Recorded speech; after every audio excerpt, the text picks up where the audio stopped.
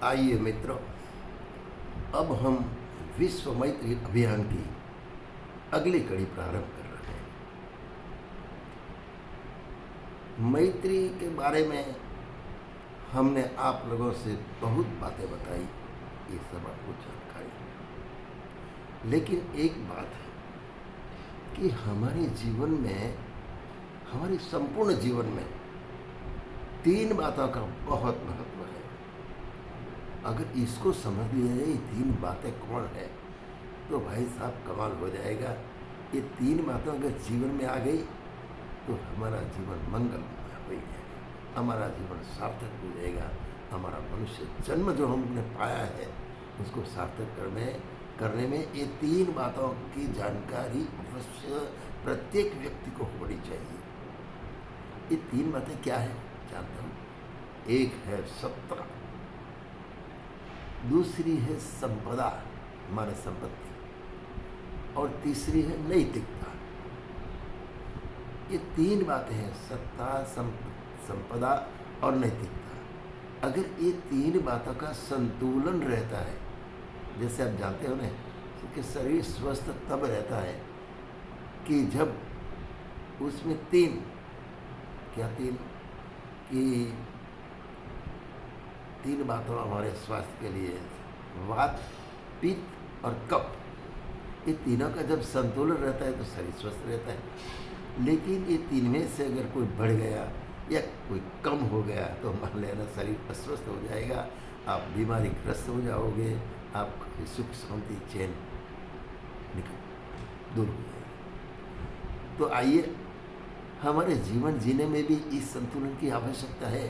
सत्ता का संतुलन, संपत्ति का संतुलन और नैतिकता का संतुलन। ये तीन के बिना इस असंतुलन, ये तीनों में अगर असंतुलन हो गया, सत्ता बढ़ गई तो भी नुकसान, संपत्ति बढ़ गई तो भी नुकसान, और नैतिकता में अनैतिकता जो घुस गई, नैतिकता कम हो गई तो भी नुकसान। आप सब जानते हो, इसको ज़्यादा समझाने की आवश्यकता मैं नहीं मानता। तो ये तीन बातें जो है, लेकिन भाई साहब क्या है कि ये जगत जो है ना, ये द्वंद्वात्मक माने जाते हो, डबल, कि एक है तो ये एक दूसरे से जुड़ गया है, एक दूसरे से जुड़ गया है, दूसरा तीसरे से जुड़ गया है। ऐसा जुड़ा हुआ द्वंद्वात्मक हमारा जगत है। जैसे प्रकाश जो होता है वो प्रकाश अंधकार से जुड़ जाता है और अंधकार प्रकाश से जुड़ जाता है। द्वंद्वात्मक, जहाँ प्रकाश है वहाँ अंधकार नहीं, जहाँ अंधकार है वहाँ प्रकाश नहीं, ये जुड़े हुए हैं। इस तरह से ये सत्ता, संपत्ति और आत्मीयता भी एक दूसरे से जुड़े हुए हैं, उसको आप अलग नहीं कर सकते। हाँ, तो आगे हम देखते हैं कि क्या होता है कि मनुष्य जो है, तो मनुष्य ने, हाँ, प्रकाश तो आता है मनुष्य ने, कि मनुष्य के जीवन में प्रकाश का प्रवेश तो होता है, लेकिन मनुष्य अगर ईर्ष्या, द्वेष, न जाने कितने दोष दुर्गुणों से अपने जीवन की खिड़कियां बंद कर ही दे, खिड़कियां बंद कर दे तो इस अंधकार में वो रहना चाहता है और अपनी खिड़कियां खोलना नहीं चाहता, अपने द्वेष, उद्वेग, हाँ, तो इसको वो छोड़ना नहीं चाहता और वो खिड़कियां बंद रहती है। अपने जीवन में अंधकार ही अंधकार है। अगर एक बार हिम्मत आ गई, ईर्ष्या, द्वेष को उससे निकाल दिया, इस खिड़की को खोल दिया, भाई साहब कमाल हो जाएगा। जो बाहर से प्रकाश है, मैत्री का प्रकाश इसके अंदर प्रवेश करेगा। देर इस बात की है कि वो अपने दोस्त लोगों को छोड़ना नहीं चाहता। आज हम देखते हैं कि सत्ता जिसके पास है, राजकारणी देखो, दूसरे धर्मांड देखो, जिनके पास सत्ता है, सत्ता का दुरुपयोग करता है। सत्ता से वो सारी चीज़ें जो है ना, तो ये अपनी बनाना चाहता है, हथियाना चाहता है, बड़ा बनना चाहता है, अपने को सब सम्मानित करे, वैसी इनकी इच्छा होती है। और सत्ता से जो कुछ करना चाहता है, इतनी बुराइयां जीवन में कर देता है। सत्ता होनी चाहिए। और आप देखते हो कि सत्ता वाले जब इकट्ठे हो जाते हैं तो कुछ न कुछ कर देते हैं, समाज को नुकसान पहुंचा दे, समाज को ठोकर मारते हैं, समाज को नीचे गिरा देते हैं। सत्ता क्या नहीं कर सकती। आप तो नीरो को जानते हो ना, नीरो, तो नीरो, रोम का नीरो, अब उनको इनके पास सत्ता थी। अरे वो वहाँ का सम्राट था, वो उसको आनंद लेने के लिए वो क्या करता था कि वहाँ लोगों को, घरों को जिंदा जलाता था, घर घर में आग लगा देता था। और आग में जब भून जाते थे लोग और जो चिचियारी किलकारी करते थे, रोते थे, तब वो अपने महल की अटारी में खड़े खड़े फीडल बजा रहा था, आनंद ले रहा था। ये है सत्ता था। ये सत्ता, जिसके पास सत्ता आ गई उसको अपनी सत्ता का सदुपयोग करना सीखना पड़ेगा। अगर वो सदुपयोग नहीं करेगा तो फिर समाज को नुकसान ही नुकसान करेगा। सत्ता का क्या करना चाहिए? सत्ता से उनको पिछड़े हुए लोगों को आगे उठाने के लिए, ऊंचे उठाने के लिए अपनी सत्ता का सदुपयोग करना पड़ेगा। अगर ये सत्ता का सदुपयोग कर सकता है भाई साहब, समाज ऊंचा उठेगा, समाज में क्रांति होगी, समाज में वैचारिक क्रांति होगी, समाज सुख और शांति से समृद्ध होगा। तो ये सत्ता की बात है। लेकिन सत्ता का जब असंतुलन होता है तो आज हम जो बुराइयाँ पूरे विश्व में देखते हैं, एक दूसरे देश के साथ देखो कैसे अमैत्री विकसित कर रहा है, कैसे उसको गिराना चाहता है, युद्ध करना चाहता है, मारक शस्त्र करता है। तो ये सारी की सारी बातें सत्ता की। सत्ता किसी को शांति नहीं देगी। सत्ता तब शांति दे सकती है जब उनका सदुपयोग करता है। ये सत्ता। आइए अब संपदा की बात करते हैं।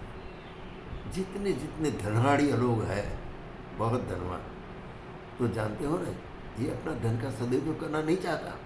ऐश आराम मौज मजा न जाने क्या क्या धन की लालसा में इतने अनैतिक कार्य वो करते हैं कि सारे समाज को कलुषित कर देते हैं, सारे समाज को निकृष्ट बना देते हैं। धनवान अगर ऐसा नहीं होता, धन का सदुपयोग करता, जैसे भामाशाह ने किया था, मानधाता ने किया था, जमनालाल बजाज ने किया था, ऐसा अगर सदुपयोग कर देता भाई साहब, समाज ऊंचा उठ जाता है और पिछले वो लोग आगे आकर क्रांति कर देते। लेकिन धनवान तो बस अपना स्वार्थ, संकीर्ण स्वार्थ को पोषता रहता है जीवन भर, अपने धन का सदुपयोग नहीं करता, कुकर्म करता रहा है, कितने ही अनैतिक कार्य धन से करता है।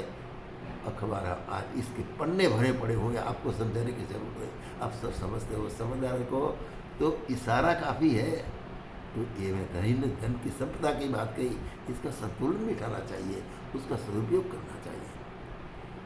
और ये तब होगा जब व्यक्ति में नैतिकता होगी। बिना नैतिकता तो अमनुष्य कार्य करता रहेगा। अंगुलीमान वो करता था, डाकू लुटेरा रफ्ता कर वो करता था, सारे समाज को पीड़ा देता था। लेकिन जब उसको आत्मिक शक्ति जगी, नारद जी ने जगाई, बुद्ध ने जगाई, और वो बहुत भिक्षु हो गया, वो वाल्मीकि से तो क्या ना क्या कर दिया, ये बहुत आगे बढ़ा दिया। हम अगर हमारी नैतिकता को समझते हुए जीवन में नैतिकता धारण करके आगे बढ़ेंगे, हमारी सत्ता का सदुपयोग करेंगे, हमारा धन का सदुपयोग करेंगे, भाई साहब समाज आगे आ जाएगा, हमारा मनुष्य जीवन सार्थक हो जाएगा। और हम जिस मैत्री की बात करते हैं, विश्व मैत्री अभियान की बात करते हैं, वो सार्थक होकर रहेगी, इसमें कोई शंका नहीं। लेकिन आपको संतुलन बिठाना पड़ेगा। इससे ये तीनों, सत्ता से, धन से और नैतिकता से, आपको इसमें नैतिक सत्य, धन और संपदा से उपयोग करना पड़ेगा। आइए, हमने ये विश्व मैत्री अभियान इसी चलाए कि अगर हम सत्तावान हैं तो हमारी सत्ता को पिछले लोगों को ऊंचे उठाने में लगे। अगर हम धनवान हैं तो भामाशाह बन जाइए। आप देखते हैं समाज में कितने लोग ऐसे लोगों को ऊंचा उठा लेकर अपना जीवन का समर्पण कर देते हैं, तो हम क्यों नहीं करते? हम वो गुरुदेव के चेले हैं, हम वो गुरुदेव के अनुयायी हैं कि जिसने इतना बड़ा 15 करोड़ लोगों का संगठन बना दिया। अब वो को कमी है, उसकी बुद्धिमत्ता में कमी है, उसकी धन संपदा में कमी है, हाँ कमी है एक आत्मीयता में। और आत्मीयता का विकास तब होगा जब हमारे जीवन में प्रकाश लाने के लिए हम ईर्ष्या, द्वेष, इसकी जो सारी बुराइयाँ, ये खिड़कियाँ खोल देंगे, मीन्स के निकाल देंगे जीवन से, तो मान लेना मैत्र का प्रकाश आपके जीवन में प्रवेश करेगा, धन्य हो जाएगा, आपका जीवन सार्थक हो जाएगा, मैत्री से पूरा विश्व जुड़ जाएगा और अपना विश्व मैत्री अभियान जो हमने छेड़ा है वो सफल होकर रहेगा। आइए हम ये विश्वास करते हैं कि आप लोग इस बात को समझ जाएंगे। सत्तावान आप हो, आइए जुड़ से मैत्री से जुड़िए। अगर आप धनवान हैं, आइए सभी लोगों से मैत्री से जुड़िए। और ये आत्मिकता जगाने के लिए, ये आत्मीयता जगाने के लिए हम हर हमेशा प्रयत्न करते रहे, और ये प्रयत्न सफल तब होगा जब हमारे जीवन में से दोष, दुर्गुण, बुराइयों आदि को नष्ट कर देंगे। यही है विश्व मैत्री अभियान। भाई साहब, कमाल, ये नवरात्रि पूर्ण हो गई आज, तो हम चाहते हैं कि यही साधना हमारी जीवन को सफल बनाने वाली जो है, तो हम हमारे जीवन में धारण करें। इस आशा के साथ इस कड़ी को यहाँ मैं विराम देता हूँ। उदय सिंह चौहान का आप सभी को सप्रेम प्रणाम।